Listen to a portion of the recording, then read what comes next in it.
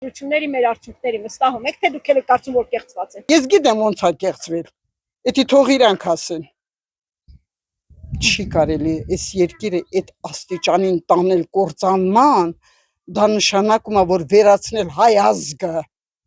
Դրանց նպատակը դա է։ Ես մենակ ցավ եմ ապրում նրա համար, որ քանի մի քիչ դեղ են տալիս ձրի, մի 10,000 դրամ փող են տվել, ավելացրել։ Այդ 10,000 դրամով երբեք չհավատաս, որ բանը թոշակառուն կարողանա ապրի։ Սա նախնական կաշառք էր։ Ես այդպես եմ մտածում։ Ինձ էլ է բարձրացրած, բայց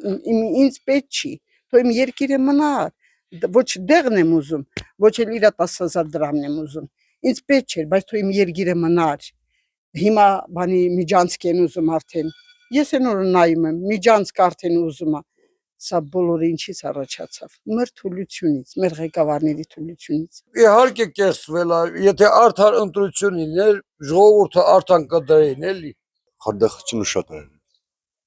Շատ չերես չուր։ Սա անօրինական է, լրիվ։